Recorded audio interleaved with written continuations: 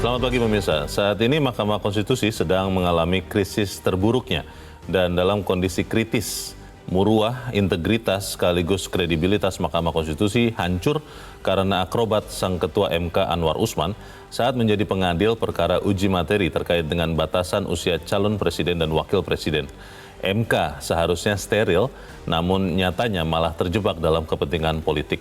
Pemirsa, inilah editorial Media Indonesia edisi hari ini Selasa 31 Oktober 2023 dengan tema Merombak Mahkamah Konstitusi bersama saya Leonard Samosir. Dan Anda semua para pemirsa juga bisa ikut menyatakan pendapat Anda dengan menelepon nomor telepon 021 583 99 100. Dan pemirsa, pagi ini telah hadir bersama saya Ketua Dewan Redaksi Media Group Elman Saragih. Bang Elman, selamat pagi. Pagi, Mulyo. Sehat-sehat Bang? Sehat. Mau merombak apa? Ada yang perlu dirombak? Merombak yang tidak jelas. Merombak yang tidak jelas. Tidak jelas? Merombak yang sudah runtuh. Yang sudah runtuh. Kita akan bahas bagaimana merombak Mahkamah Konstitusi itu, tapi pemirsa kita lihat dulu ada beberapa berita yang diberikan perhatian pada pagi ini oleh Media Indonesia. Yang pertama ini adalah headline Media Indonesia untuk hari ini, Anda bisa lihat di harian Anda. Anies tekankan soal netralitas. Ini disampaikan setelah makan siang bersama Presiden dengan 3 bakal calon presiden ya, Bang Elman ya. Betul. Ini netralitas kenapa nih Bang? Kok harus ditekankan? Ya, tentu karena ada kecurigaan tidak netral kan gitu kan. Oh. Kalau nggak ada sebab, kan tidak mungkin ada muncul pernyataan seperti ini kan. Ngapain Anies tiba-tiba ngomong begini? Tapi kecurigaan ini kan bukan hanya kecurigaannya Anies, kecurigaan hampir seluruh rakyat kan gitu kan. Nah oleh karena itu memang bagus ini pernyataannya Anies Baswedan ini kan, dan punya keberanian kan, punya nyali dia. Ini tapi kalau kemudian hasilnya hanya berbentuk makan siang ini ya Bang ya. Maksudnya kan netralitas itu kan katanya disimbolkan dengan pertemuan presiden dengan 3 baca pres. Apa cukup Bang dengan pertemuan itu saja? Saya ini kan, kalau orang kemarin sih menilai pertemuan ini kan, ya namanya masyarakat ya. Ini kan gimmick aja ini. Gimmick aja ini. Karena yang sesungguhnya yang diharapkan masyarakat bukan hanya pertemuan makan siang yang sepertinya sumringah. Dan ini kan makanan lezat nih kan. Kalau menurut saya semua makanan yang terbaik di dunia ini yang ada di meja ini kan. Gitu kan. Nah, tapi pertanyaannya, apakah hidangan yang sama bisa diwujudkan dalam mewujudkan demokrasi pada 14 Februari akan datang? Pemilunya. Pada saat pencoblosan. Jadi, kalau ketiga baca pres ini sama presiden sama-sama menikmati makan lezat kemarin, rakyat kan, yang diharapkan rakyat bukan makanan seperti ini kan. Adanya kelezatan dalam berdemokrasi pada pemilu 14 Februari 2024. Disitulah sebetulnya Presiden dan semua kita membuktikan semua kita netral. Nah sekarang apakah apa namanya itu netralitas yang mereka harapkan di meja makanan ini bisa terwujud pada 14 Februari? Sang waktulah yang akan menentukan itu. Kita berharap memang netralitas itu benar-benar terjaga, karena ya akhirnya kan pertanyaan soal netralitas itu muncul karena sebetulnya masyarakat sih berpikir ini hanya netralitas di meja makan kan? Untuk kepentingan foto. Untuk kepentingan foto aja dan ini. video. Untuk lagi-lagi pencitraan barangkali.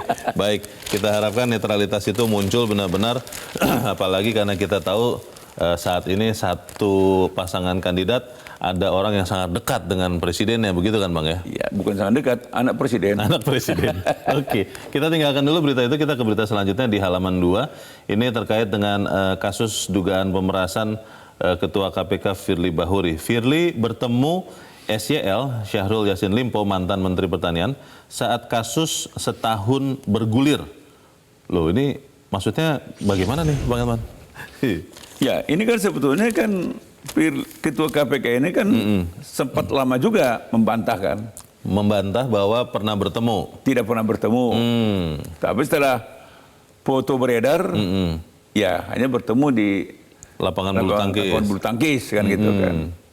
Nah kalau kalau dia bertemu dengan orang lain di lapangan bulu tangkis tidak masalah. Iya. Tapi ketika bertemu dengan orang yang sedang berperkara, orang yang sedang dibidik, disidik, ya tentu masalah. Karena itu juga sudah diatur kan, melanggar undang-undang KPK. Nah, jadi di sini sebetulnya kan Dewan Pengawas KPK sebetulnya sudah harus melihat ini, sudah masalahnya sudah terang benderang. Dan kalau menurut saya sih, kalau Pak Firly ini ya ada baiknya daripada menjadi perbincangan yang tidak berkesudahan. Menjadi beban ya. Menurut saya sih bagus juga sekarang mengundurkan diri, tetapi kasusnya tetap diproses gitu. Jadi enak sama enak gitu kan. Jadi tidak membuat lembaga itu dihakimi terus, tersandra kan. Iya, karena juga kalau bicara soal mengundurkan diri kan SCL-nya sudah mundur ya Bang ya. Ya sudah mundur dan tidak lagi menteri. Betapa gentleman-nya kalau kemudian ya untuk membantu penegakan hukum seorang FB juga ya mengundurkan diri begitu. Tapi ya Bang. Kan jabatan enak. Mungkin ada yang mau. Iya, karena katanya kalau sudah duduk malas berdiri. Lupa berdiri. Karena kalau berdiri itu pegal katanya Bang. Baik, kita tunggu nanti perkembangan kasus ini seperti apa. Kita ke berita selanjutnya di halaman 3 di kolom politik dan hukum. Surpres surat presiden penggantian Panglima TNI di tangan DPR. Ini artinya kemudian benar Panglima TNI akan berganti ya Bang ya, bukan akan diperpanjang begitu ya Bang? Ya kan sempat wacana akan diperpanjang karena waktunya hampir tidak masuk akal lagi kan gitu kan. Ternyata kemarin surat presiden sudah dikirim ke DPR. Artinya sudah ada kepastian Panglima TNI Laksamana Yudo Margono pastilah pensiun di akhir November yang akan datang. Dan diganti sebagai Panglima ya. Dan penggantinya sudah ada. Dan walaupun secara terbuka belum. Tetapi dalam surat presiden ini nama penggantinya pasti sudah ada. Konon katanya Kasat sekarang kan gitu kan. Iya. Ini sudah disebut bahwa namanya juga tunggal ya Bang Elman ya. Iya. Calon tunggal Panglima TNI dan nanti akan di fit and proper test juga nanti oleh DPR ya Bang ya. Ya lucu juga ya, namanya usulan kok tunggal ya. Artinya, jadi sepertinya ya udah. Ya saling mengerti saja. Saling mengerti itu kan yang harusnya juga bisa kita pahami Bang, sehingga ketika editorial kita langsung masuk ke editorial mengatakan bahwa merombak Mahkamah Konstitusi. Ini kan pertanyaan besarnya adalah ada ujaran dari seorang hakim konstitusi yang bahkan mengatakan ganti saja semua hakim karena sudah melanggar amanah. Yang mengatakan ini kan seorang hakim juga Bang. Kok bisa begitu Bang? Ini bagaimana Bang Elman? Kalau rakyat ya, kita semua menafsirkan pernyataannya Pak Arief Hidayat. Ya, hakim konstitusi ini kan berarti ada sesuatu yang nggak tertahankan lagi. Dia sudah merasa nek melihat keadaan, kenyataan, fakta yang dia rasakan, dia lihat selama bersidang di Mahkamah Konstitusi ketika mengadili perkara gugatan usia capres cawapres ini kan.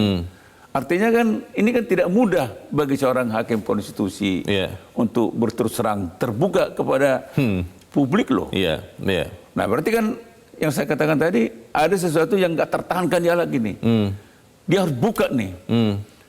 Bahkan dia bilang keadaan Indonesia ini sedang tidak baik-baik saja. Gitu.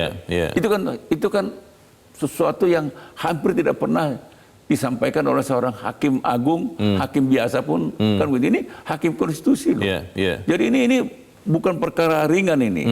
Artinya ketika dia menyatakan ini sampai dia katakan bila perlu ke-9 hakim konstitusi ini diresapel katanya kan. Diresapel, diganti. Termasuk dirinya loh. Karena ini bisa begitu ya. Artinya berarti memang di mata Pak Arief Hidayat, hakim konstitusi ini, dia nggak bisa lagi mengharapkan mahkamah atau ke-9 hakim konstitusi ini mampu menjaga kehormatan lembaga penjaga utama konstitusi ini. Berarti maksudnya implikasinya ada tekanan, ada kekuatan yang begitu kuat yang tidak bisa dilawan juga begitu. Nah, itu yang tafsiran kita, itu yang ingin disampaikan. Tapi tidak secara lugas dia katakan itu. Padahal lembaga ini nanti udah dipastikan menjadi lembaga yang akan memutus perkara sengketa pemilu. Oh iya. Baik pileg maupun pilpres 2024 yang akan nanti. Nah, bagaimana kita bisa mempercayai lembaga ini untuk memutus perkara sengketa pilpres nanti? Pertanyaannya, Bang Elman, yang mau merombak ini siapa? Karena kalau kita lihat institusi sumber hakim konstitusi kan relatifly ya berada di front yang sama. Kita akan bahas itu, dan pemirsa, inilah editorial Media Indonesia untuk hari ini, Selasa 31 Oktober 2023, merombak Mahkamah Konstitusi.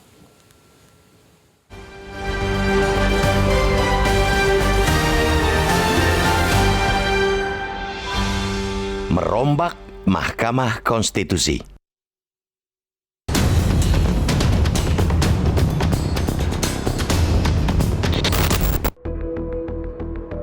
Saat ini, Mahkamah Konstitusi sedang mengalami krisis terburuknya. Kondisinya kritis, marwah, integritas, sekaligus kredibilitas lembaga yang terhormat itu hancur berkeping-keping gara-gara akrobat sang ketua, Anwar Usman, yang ia tunjukkan saat mengadili perkara uji materi terkait batas usia calon presiden dan calon wakil presiden. MK yang mestinya steril, nyatanya malah terjebak kepentingan politik. Lembaga yang seharusnya independen, bahkan super independen itu justru tampak nyaman berada di bawah ketiak kekuasaan. Kepercayaan masyarakat pun turun drastis. Lantas, dalam kondisi yang compang-camping seperti itu, masih punya legitimasikah MK untuk menangani perkara sengketa pemilu legislatif 2024 maupun Pilpres 2024? Pertanyaan itu sesungguhnya merupakan kegundahan publik yang menyaksikan anjloknya marwah MK sampai titik terendah. Publik melihat para penghuni lembaga penjaga konstitusi itu sudah kehilangan independensi sehingga tak lagi layak dipercaya. Mereka khawatir ketika nanti MK menangani perkara sengketa pemilu, kecenderungan untuk memenangkan kepentingan penguasa atau yang dekat dengan kekuasaan bakal terulang dan terulang lagi. Karena itu, munculnya wacana untuk merombak orang-orang yang ada di barisan terdepan MK, yakni para hakim konstitusi, kiranya patut dipertimbangkan. Apalagi bila yang melontarkan usulan perombakan itu ialah salah satu hakim MK yang saat ini masih menjabat, yakni Arief Hidayat. Itu artinya di dalam internal lembaga itu sendiri sejatinya ada kekhawatiran besar bahwa integritas MK tidak akan mudah pulih tanpa dilakukan langkah radikal, yakni perombakan. Sebetulnya ada cara lain yang lebih elegan, yakni para hakim mengundurkan diri secara sukarela. Walaupun terdapat pendapat berbeda dari 4 hakim, publik terlanjur melihat MK mengalami infiltrasi politik. Karena itu, mereka layak untuk mundur sebab lewat putusan mereka telah tersemai benih-benih penjagalan terhadap independensi lembaga yudikatif demi kepentingan eksekutif. Namun, narasi agar mereka mengundurkan diri tentu tak lebih dari sekadar imbauan. Semua tergantung kesadaran mereka masing-masing. Maka, langkah yang paling rasional saat ini ialah mendesak perombakan di tubuh MK.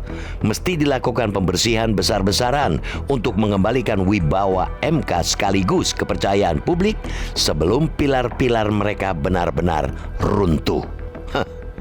Harus ada perbaikan kinerja dan independensi MK sebelum mereka akan melakukan kerja besar mengadili sengketa pemilu. Sungguh tak terbayangkan bila para punggawa MK yang masih bercokol saat ini pada akhirnya akan memutus perkara sengketa pemilu yang tentu saja sangat-sangat politis. Tidak ada jaminan bahwa mereka akan terbebas dari infiltrasi politik kekuasaan. Pun tidak ada garansi mereka tak bakal menggadaikan kredibilitas dan reputasi lembaga ketika intervensi kekuasaan begitu kuat menekan mereka. Jika itu yang terjadi, dilihat dari sudut manapun, sangat membahayakan demokrasi sekaligus berpotensi membuat masa depan bangsa ini menjadi gelap. Sesungguhnya rakyat tak rela kehilangan satu lagi lembaga negara yang bisa dipercaya. Apalagi ini MK, lembaga yang disebut sebagai benteng terakhir penjaga konstitusi, sebagai penafsir tunggal konstitusi. Sekali kepercayaan itu jatuh, bukan perkara mudah bagi MK untuk mengembalikannya. Untuk mencapai level sebagai lembaga yang dipercaya lagi tentu amat sulit dan butuh waktu panjang. MK harus berjuang keras untuk mengangkat kembali harga diri sekaligus marwah mereka yang saat ini terbenam di dasar jurang. Karena itu, mesti ada langkah segera untuk mereformasi atau merombak lembaga itu secara total. Tidak saja untuk mengembalikan kepercayaan publik, tapi juga untuk menjaga wibawa konstitusi sebagai pedoman dan dasar kita dalam berbangsa dan bernegara.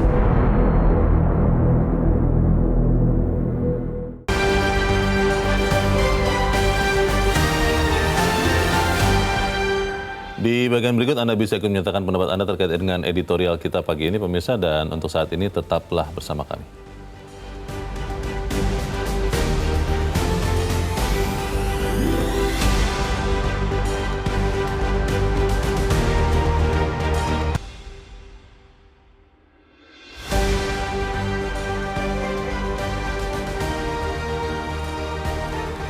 Terima kasih pemirsa, Anda masih bersama kami di Editorial Media Indonesia, dan saat ini sebelum kita berbincang lagi Bang Elman, kita mau bertanya juga dengan pakar hukum tata negara dari Universitas Andalas. Sudah tersambung lewat saluran telepon, Khairul Fahmi. Pak Khairul Fahmi, selamat pagi. Selamat pagi, Pak Leo. Ya. Pak Fahmi, masyarakat banyak yang kecewa dengan putusan MK terkait dengan batas usia capres-cawapres. Kita banyak dengar itu. Nah, pertanyaannya, ketika ada seorang hakim konstitusi, Pak Arief Hidayat, yang mengatakan bahwa ini kelihatannya semuanya harus diganti, ada tidak sebetulnya Pak mekanisme formal untuk mengganti atau merombak seluruh hakim konstitusi, Pak Fahmi? Ya, baik. Sebelum saya menjawab pertanyaan itu, saya ingin komentari bahwa pernyataan Hakim Arief Hidayat itu kan menunjukkan memang ada persoalan yang cukup serius di dalam Mahkamah Konstitusi, sehingga keluar pernyataan yang seperti itu, di mana menggambarkan ketidakpercayaan terhadap proses yang ada di Mahkamah Konstitusi. Lalu yang kedua, apakah ada mekanisme merombak? Konstitusi tidak menyediakan ruang sebetulnya untuk melakukan perombakan seperti yang dimintakan oleh, atau seperti yang disampaikan oleh Prof. Arief Hidayat.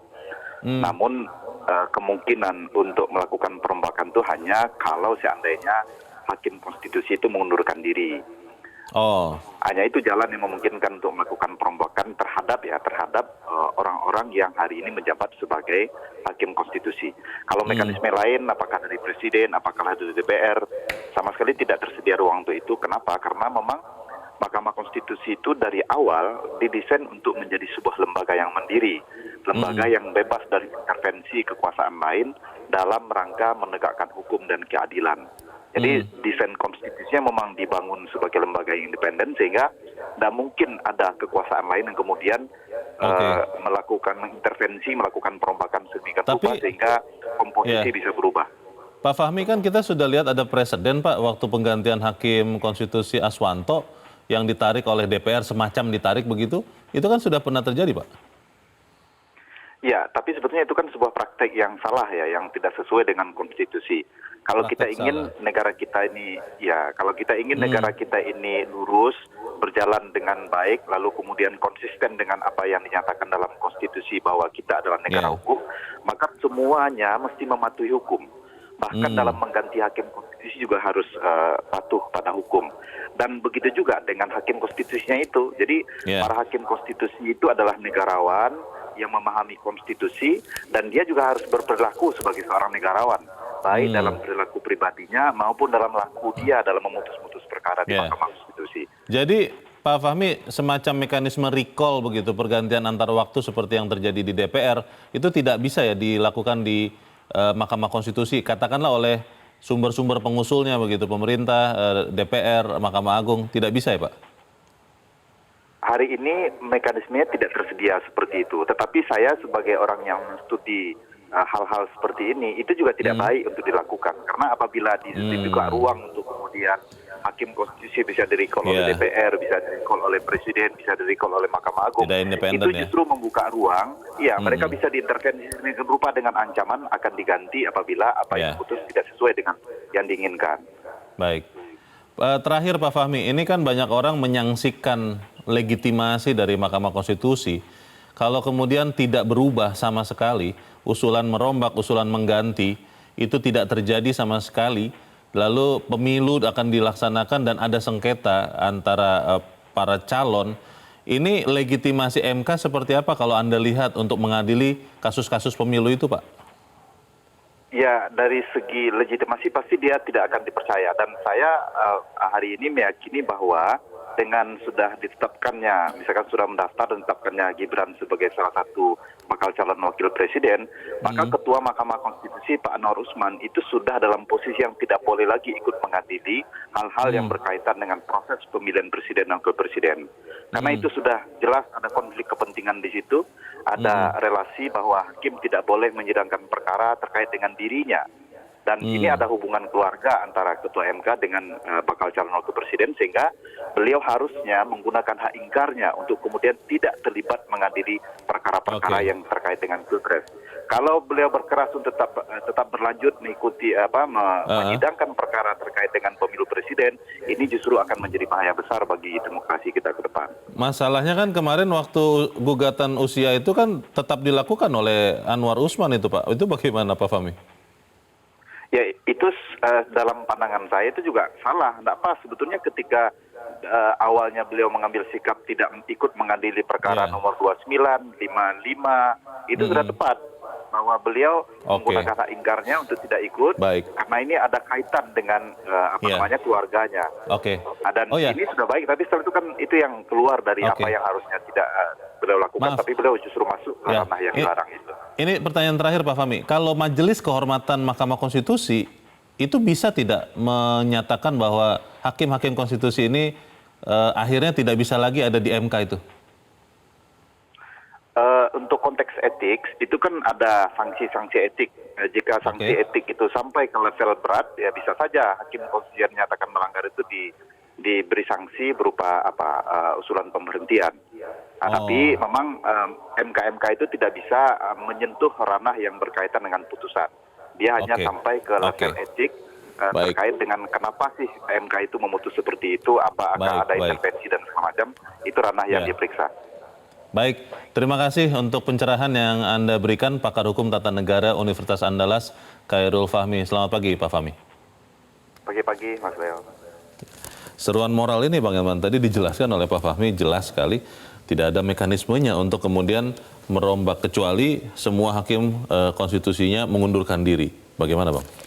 Tapi kan begini, kalau masyarakat tidak lagi percaya kepada Mahkamah Konstitusi sebagai penentu akhir kalau terjadi sengketa pilpres sama pileg nanti, bagaimana kita bisa mengharapkan putusannya menjadi legitimate kan gitu kan? Ini kan persoalannya. Memang saya setuju dengan Pak Fahmi tadi itu kan. Memang mekanismenya tidak ada yang mengaturnya kan. Tapi pertanyaannya kan ini sebuah kedaruratan. Seperti yang dikatakan oleh Pak Arief Hidayat. Ada kebuntuan ini. Dan seorang hakim konstitusi Arief Hidayat tidak melihat lagi ada cara lain. Hampir tidak ada. Pokoknya Pak Arief Hidayat mengatakan, saya nggak melihat lagi peluang untuk mengubah, untuk memperbaiki citra MK ini. Opsi penyelamatan lain tidak ada lagi. Kecuali wacana reshuffle. Nah, ini kan soal. Maka itu memang ketika tadi Leo bertanya kepada Pak Fahmi apakah Majelis Kehormatan ini, saya justru mengharapkan Majelis Kehormatan ini nanti harus memberikan keputusan yang seadil-adilnya. Artinya kan mereka juga harus melihat fakta ini. Faktanya apa? Memang muruah daripada MK ini betul-betul di titik nadir yang paling rendah hari ini. Semua orang membicarakannya, semua mencemooh. Sebetulnya kalau mau fair, karena dirinya tidak hanya lembaganya kan, ke-9 hakim konstitusi ini sedang katakanlah sudah pokoknya rakyat sudah marah aja. Sulit dipercaya. Sudah nggak dipercaya lagi nih. Nah, mestinya secara moral mereka itu harus menyatakan mundur. Katakanlah setidaknya Ketua MK hari ini udahlah, saya menganggap saya yang membuat permasalahan ini. Saya mundur. Ini karena mereka kan negarawan.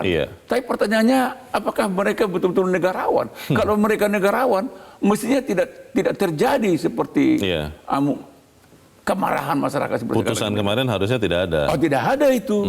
Dia mesti, kalau dia negarawan, dia tahu memposisikan dirinya. Di sana ada ponakan, di sana ada abang ipar, macam-macam kan itu kan. Ada konflik kepentingan. Ada konflik kepentingan. Harusnya tetap menarik diri. Kalau dia negarawan, sekian perkara. mestinya dia tidak ikut memberi putusan kan itu. Tapi dia ikut. Dan ini yang makanya jangan karena memang mekanismenya tidak ada, lalu kita akan membiarkan lembaga ini tetap mereka juga yang akan memutus sengketa pilpres yang akan datang. Pertanyaan besarnya kan itu, Bang Elman. Apakah memang masih ada integritas itu? Apakah masih ada keberanian untuk katakanlah menyatakan mengundurkan diri?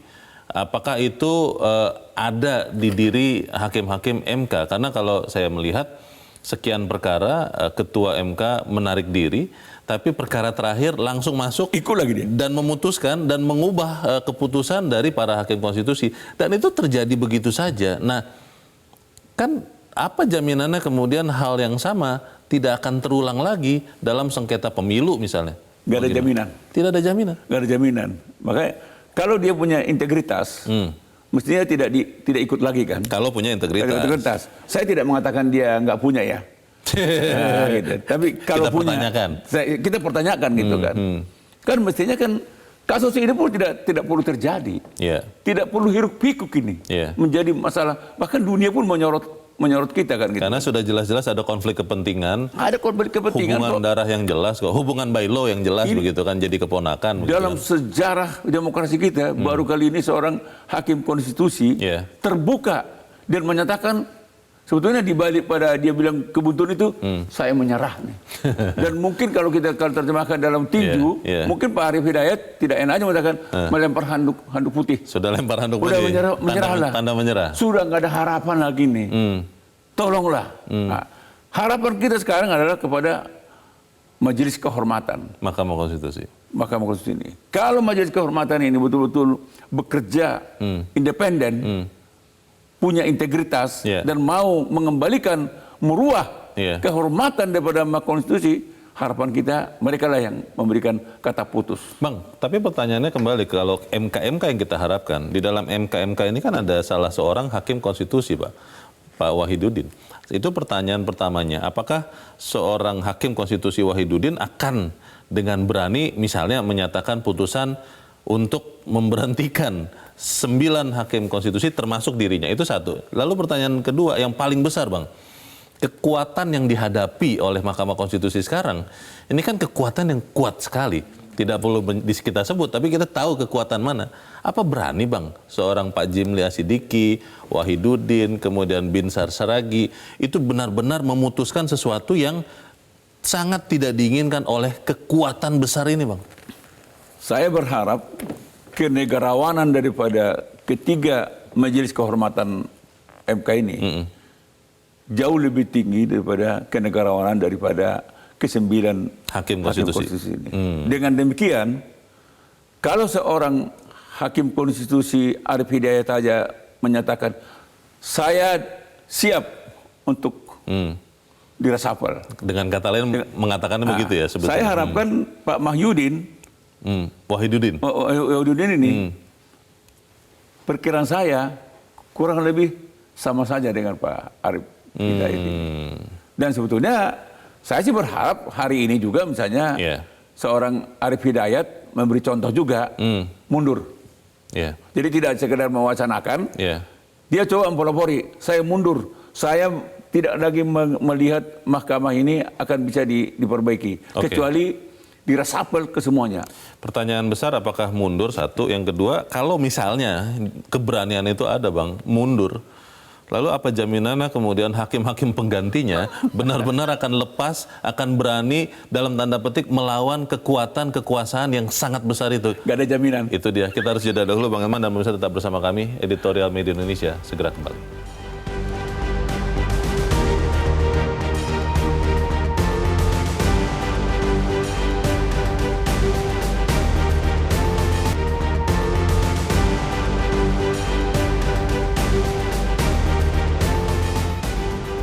Indonesia mengajak Anda untuk mengakses fitur premium e-paper. Dengan sajian konten berbasis intelektual dan meneguhkan kebangsaan, Media Indonesia tampil dengan lebih dinamis melalui e-paper Media Indonesia yang dapat Anda akses kapan saja, di mana saja. Caranya mudah, download aplikasi Media Indonesia di Android atau ketik link epaper.mediaindonesia.com atau bisa scan QR Code pada layar kaca Anda. Klik tab e-paper di bagian samping layar tablet Anda, daftarkan data diri, serta pilih paket berlangganan e-paper Media Indonesia sesuai dengan kebutuhan Anda. Nikmati juga bonus spesial tambahan 4 halaman rubrik fokus setiap hari. Semua bisa Anda dapatkan hanya di e-paper Media Indonesia. Untuk informasi lebih lanjut, hubungi customer service di nomor 0811 1201 2018 atau kunjungi media sosial @Media Indonesia. Media Indonesia, referensi bangsa. Terima kasih Anda masih bersama kami di Editorial Media Indonesia dan sekarang waktunya kita untuk mendengarkan juga Bang Elman pendapat dari para pemirsa Metro TV. Kita sudah terhubung dengan pemirsa Metro TV di Sidoarjo, Jawa Timur, ada Pak Nur Hatim. Pak Nur Hatim, selamat pagi. Selamat pagi, Assalamualaikum. Waalaikumsalam Pak Nur Hatim. Bagaimana Pak, ini harapannya mengganti Mahkamah Konstitusi atau merombak, menurut Anda bisa atau tidak itu Pak Nur Hatim? Menurut saya untuk merombak Mahkamah Konstitusi saya kira sulit. Karena ada aturan yang tidak bisa seperti itu. Menurut saya seperti ini, apabila memang nanti ada katakan permasalahan pada saat pemilihan capres atau cawapres, itu hakim yang Bapak Anwar itu jangan dipakai, harus pakai hakim lain. Oke. Itu jadi sekarang kita harus mengacu pada sekarang yang dibentuk oleh pemerintah bahwa Pak Jimmy Sidiki dan kawan-kawan itu nanti bisa menentukan. Oke. Ya. Jadi itu Pak. Jadi saya minta tolong jangan, kita nggak setuju kalau itu dirombak sekarang. Tunggu nanti keputusan bahwa Pak Jimmy Sidiki dan kawan-kawan yang dipercaya oleh pemerintah dan sudah ditentukan oleh konstitusinya, itu monggo nanti kita hormati bersama. Gitu, Pak. Oke. Terima kasih Pak Nur Hatim di Sidoarjo, Jawa Timur untuk pendapat Anda Pak. Selamat pagi.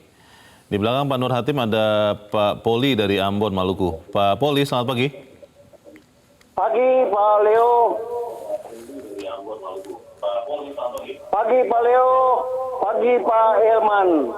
Selamat pagi, silakan Pak Poli, langsung pendapat Anda. Iya, jadi sebagai lembaga yudikatif yang tertinggi di Indonesia, lembaga yang dipercayakan untuk memutuskan perkara-perkara yang terkait dengan pemerintahan, saya kira begini Pak Leo, kalau bicara perombakan, saya kira tidak bisa sekarang ini Pak Leo, karena kita sisa 4 bulan ini akan memasuki pemilu. Nah, dalam pemilu nanti ada kasus-kasus yang terkait dengan pemilihan presiden. Kalau lembaga ini dibubarkan, saya kira akan menjadi persoalan, Pak Leo. Saya yang pertama, Pak Leo, kalau lembaga ini dibubarkan, dalam keputusan pembahasan tentang Undang-Undang Nomor 7 Tahun 2017, tidak semua hakim dalam 9 itu yang punya keputusan yang sama. Tetapi di dalam mayoritas keputusan, itu semua 9 itu sama. Kita bicara integritas. Ada 2 hakim yang keputusannya mendukung Undang-Undang Nomor 7 tahun 2017, 40 tahun, itu harus dibenarkan Pak Leo.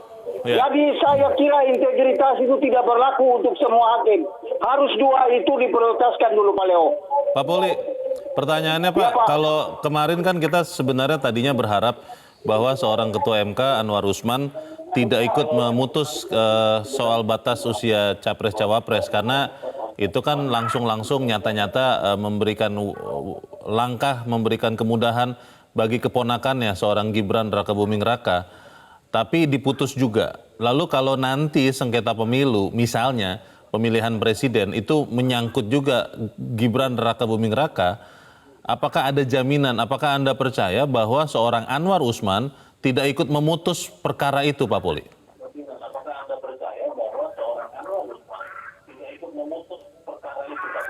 Ya, jadi Pak Leo dan Pak Elman, saya kira kepemimpinan di Mahkamah Konstitusi itu tidak semata-mata dipimpin oleh Anwar Usman. Karena itu kolektif kolegial menurut saya. Oke, Kalau persoalan itu sangat menyentil soal pemilihan presiden dan wakil presiden. Oke, kolektif kolegial ya. Baik. Baik, terima kasih Pak Poli di Ambon, Maluku untuk pendapat Anda. Selamat pagi Pak. Di belakang Pak Poli ada Pak Eman di Pandeglang, Banten. Pak Eman, selamat pagi. Ya, selamat pagi Pak Leo dan Pak Elman Saragi. Selamat pagi, silakan Pak Eman, pendapat Anda. Dari Pandeglang. Iya. Pak Leo, saya memang juga tidak setuju kalau harus lembaga ini dibubarkan ya. Seberapa besar pun masalah yang sedang menerpa lembaga ini. Pak Eman, maksudnya bukan dibubarkan loh Pak, MK-nya Pak, dirombak Pak, dirombak. Tapi kan Pak Poli tadi kan juga ngomong-ngomong tentang dibubarkan. Jadi ya ibarat misalnya jangan dibubarkan. Lumbung padinya diserang tikus ya, jangan nggak usah lumbung yang dibakar, tapi cukup tikusnya aja yang dibunuh begitu kan. Nah menurut saya ini Pak Leo, maaf. Silakan, ini Pak. Menurut saya ini momentum yang sangat sangat berharga bagi penguasa yang punya otoritas untuk merombak lembaga peradilan konstitusi ini ya. Sekarang ini kan disorotnya ini masalahnya masyarakat awam sekalipun ini politis pokoknya arahnya ke unsur politis. Nah menurut saya ini momentum ini bagi penguasa yang punya otoritas untuk membenahi ini, ya paling tidak untuk bersuara lah gitu ya. Oke. Kita ini harus kita rombak, ya kan? Ini harus kita perbaiki. Ini kan sampai sekarang kita masih belum benar kan, masih sepi-sepi aja kan gitu. Ya. Nah, setidaknya kalau udah ada pernyataan itu masyarakat juga berarti ada niatan, ada itu. Ini momentum untuk memperbaiki ya. Baik. Itu maksudnya. Baik, terima kasih Pak Eman di Pandeglang, Banten untuk pendapat Anda. Saya sangat ngefans dan Bang Leo juga ya. Terima kasih. Baik, terima kasih. Selamat pagi Pak Eman. Rakyat tidak mau dibubarkan. Toh sebetulnya bukan itu kan maksudnya Bang. Tapi pertanyaannya kembali lagi Bang. Kalau kemudian katakanlah hakim konstitusinya berganti ya. Baik 1, baik 3 ataupun 99 ya. Apa jaminannya kemudian hakim-hakim konstitusi yang baru itu akan berani benar-benar independen, benar-benar netral, dalam tanda petik berani melawan kekuatan atau kekuasaan besar yang menekan mereka Bang? Dulu juga ketika ke-9 hakim konstitusi ini dilakukan uji kelayakan ya. Fit and proper test. Dan kepatutan ya di DPR sama. Terutama kenegarawanannya kan sudah kan. Betul. Kalau soal akademisnya kan udah pasti semua mumpuni kan. Tapi yang terutama kan yang disasar adalah betul bisa nggak menjadi negarawan ini ke-9 hakim ini kan. Integritas, berani ambil keputusan. Independen kan gitu kan. Nah, waktu itu kan mereka mengatakan siap. Kita akan siap. Kita akan mementingkan kepentingan bangsa negara dan tidak akan memikirkan ponakan, ada ipar dan sebagainya. Kepentingan kelompok pribadi. Pribadi nggak ada itu. Dan itu kan tegas itu. Ternyata kan kejadian. Nah, kalau misalnya ini dikocok ulang, tadi pertanyakan seperti itu, ada nggak jaminan? Memang nggak ada jaminan juga, Leo.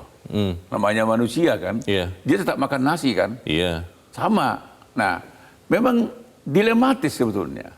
Mengganti ke-9 hakim konstitusi ini, juga apakah sudah otomatis mereka akan menjadi negarawan-negarawan yang betul-betul tangguh gitu kan? Akan bisa memperbaiki citra daripada mahkamah ini.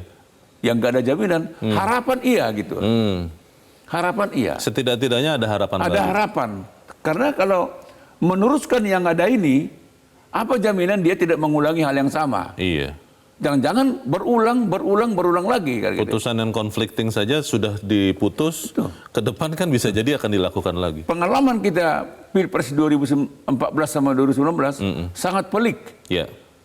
Kalau waktu itu penanganannya keliru aja sedikit, ini Indonesia ini akan mengalami malapetaka. Kan? Bahaya ya. Bahaya. Mungkin sekarang sudah banyak yang lupa sehingga menganggap Bang Elman ini dan Leo ini terlalu khawatir, paranoid katanya begitu Bang. Kita nggak paranoid. Dua Pilpres yang kita lalui 2014, 2019 sama-sama kita lihat, sama-sama kita rasakan. Yeah. Merinding kita kalau mengingat itu. Yeah. Nah, sekarang bayangan itu bukan tidak mungkin terjadi lagi 2024. Nah, itulah yang harus kita antisipasi. Maka diperlukan lembaga MK yang betul-betul independen. Yeah. Yang ke-9 hakim konstitusinya betul-betul negarawan, yang tangguh, netral, independen, punya integritas. Ini kita harapkan gitu kan. Yeah. Tetapi hari ini kalau mendengar suara jeritan rakyat, para ahli, mereka nggak percaya. Bahaya ini. Kalau ini diteruskan, maka diadakanlah majelis kehormatan. Ini kan majelis kehormatan ini kan jawaban. Betul, dari keresahan masyarakat. Dari keresahan masyarakat. Kan tidak mungkin ujuk-ujuk ada majelis kehormatan kalau tidak ada keresahan, kalau tidak ada jeritan gitu. Para pakar hukum tata negara itu kan juga tidak akan sembarangan menyatakan pendapatnya kan Bang. Apakah kita mengatakan keadaan baik-baik saja? Kalau keadaan baik-baik saja nggak mungkin sampai hakim konstitusi menyatakan saya sudah buntu. Saya pakai baju hitam karena berduka ini. Bahkan Saldi Isra mengatakan ada yang aneh ini. Masa itu kita rasakan sesuatu kenyamanan kan? Nah kalau memang mungkin kalau kita tetap tidak percaya, mungkin malu juga sih. Mohon maaf. Saya harus katakan lagi, kalau memang tidak ada rasa malu lagi di Republik ini, mungkin untuk sementara kita minta ada tenaga asing untuk menjadi hakim konstitusi kan. Kita impor. Sekali lagi mohon maaf. Kita impor hakim ya. Kita impor hakim kan. Saya tidak bermaksud untuk ini menjelek-jelekkan bangsa ini. Tapi kan ini kenyataan yang kita alami. Karena kalau di hakim konstitusi ini punya rasa malu, punya harga diri, mestinya mereka yang merasa bersalah sudah harus tahu dia bersalah. Maka dia mundur kan. Ini kan merasa mereka apa yang salah. Nggak ada dinasti kok. Saya biasa-biasa. Saya tidak memandang dia ponakan. Apa yang terjadi ini kan membuat banyak mahasiswa hukum terbingung-bingung. Bingung. Nah berarti kan tidak punya rasa malu, tidak punya harga diri, tidak punya moral. Etikanya kan ini. Kan gini Leo. Kalau orang tidak punya rasa malu, selesailah dia. Baik. Kalau orang tidak punya harga diri, selesai juga dia. Solusi apa yang paling mungkin bisa diambil, kita akan bahas di bagian berikut. Bang Elman, pemirsa tetap bersama kami, Editorial Media Indonesia. Segera kembali.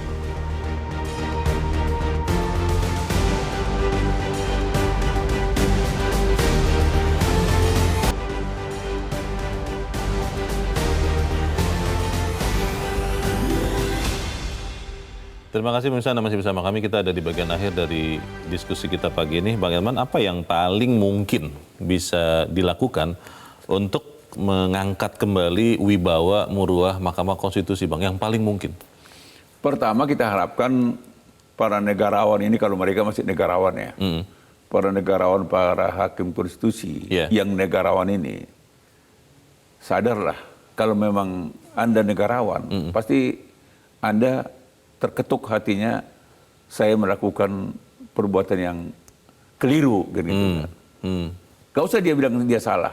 Ada kehilapan, ada kekeliruan. Bisa. Nah, seorang negarawan, dia baru disebut negarawan kalau dia tahu dia keliru, hilap, dan salah. Nah, mereka-mereka ini mestinya harus melakukan tindakan introspeksi diri. Karena saya melakukan kehilapan, saya mundur. Itu jauh lebih terhormat. Dan dia adalah seorang negarawan. Kan negarawan tidak sama dengan orang biasa. Kalau orang biasa Boleh dia mengatakan, nggak salah kok saya. Iya, ngeles. Ngeles dia. Tapi seorang Berdalih. negarawan nggak boleh ngeles. Iya. Itulah sebetulnya indikasi ukuran bagi seorang negarawan. Iya. Kalau dia masih bisa ngeles, itu bukan negarawan, Leo. Mengedepankan kepentingan negara, Lah, iya bahkan dong. sampai mengorbankan dirinya Diri sendiri. harus dikorbankan. Iya. Makanya Pak Arif Hidayat mengatakan, saya pun udah buntu. Iya. Saya pun rela diresapel. Itulah sebetulnya seorang negarawan kan. Nah, harapan saya ke-9 hakim konstitusi ini harus merasakan seperti itu. Nah, tentu harus ada yang menyatakan dirinya hilaf. Hilaf, Harus ada pionir. harus ada pionir. Kalau nggak ada ini, ya susah kita mengharapkan. Memang yang kedua, kalau memang tidak ada lagi kenegarawanan itu, maka kita harapkan seperti yang saya sudah ungkapkan di awal tadi, memang majelis kehormatan lah yang akan menentukan akhir. Iya. Mereka harus mampu mengatakan kata putus mengadili perkara ini dengan bijaksana gitu. Ada yang salah nih. Meskipun tidak akan mengubah putusan MK Nggak soal. yang sudah Ya, diputuskan. tapi kalau sebetulnya kan tetap berkorelasi nanti. Iya. Kalau misalnya ditemukan ada hakim konstitusi Melanggar etika. melanggar etika, memang dia ada konflik kepentingan dan salah, ya artinya Putusannya jadi putusannya pun dipertanyakan. berarti kan Iya. tidak bulat, Iya. tidak bagus kan. Iya. Berarti bisa juga putusannya tidak sah. Nah, itu nanti berpulang kepada penyelenggara pemilu. Tapi itu bukan urusannya Iya. Majelis Kehormatan. Iya. Itu berpindah kepada penyelenggara pemilu. Oke. Tetapi paling tidak harapan kita kalau tidak ada kesadaran untuk mundur, Iya. ya memang apa boleh buat. Sekarang berpulang kepada Iya. Majelis Kehormatan. Mudah-mudahan Majelis Kehormatan ini mampu memberikan solusi yang terbaik. Iya. Katakanlah ya atau tidak dalam perkara ini. Salah atau tidak salah. Melanggar moral atau tidak melanggar moral. Dan melanggar etik atau tidak melanggar etik. Dan tidak boleh takut kepada tekanan atau kekuatan atau kekuasaan apapun, Bang. Loh, dia kan kenegarawanan Majelis Kehormatan ini kan jauh lebih tinggi daripada kenegarawanan dari hakim konstitusi. Maka dia menjadi Majelis Kehormatan. Iya. Kalau dia setara, Iya. apalagi rendah, dia tidak layak menjadi Majelis Kehormatan. Kita sebagai warga, sebagai masyarakat, apa yang bisa kita lakukan, Bang, supaya kemudian kita pastikan MK ini tetap legitimate untuk mengadili sengketa pemilu ke depan, Bang? Ya, rakyat nggak percaya, apalagi. Kalau rakyat tidak percaya, Leo, nggak ada lagi yang bisa dilakukan orang tidak percaya. Iya. Harapan orang tidak percaya, ganti. Oke. Bubarkan ini. Ya. Gitu aja. Kita harapkan Mahkamah Konstitusi benar-benar bisa menjaga kepentingan konstitusi negara ini dan apa yang akan dilakukan memperbaiki muruahnya. Bang Elman Saragih, terima kasih sudah di tempat ini. Selamat pagi, Bang. Pemirsa, Mahkamah Konstitusi atau MK harus berjuang keras untuk mengangkat kembali harga diri muruah mereka yang saat ini terbenam di dasar jurang. Karena itu harus ada langkah untuk mereformasi atau merombak MK secara total. Tidak saja untuk mengembalikan kepercayaan publik, namun juga untuk menjaga wibawa konstitusi sebagai pedoman dasar kita dalam berbangsa dan bernegara. Saya Leonard Samosir, berterima kasih Anda sudah menyimak editorial Media Indonesia 1 pagi ini. Terus jaga kesehatan Anda, terus jaga nurani Anda. Selamat pagi, sampai jumpa.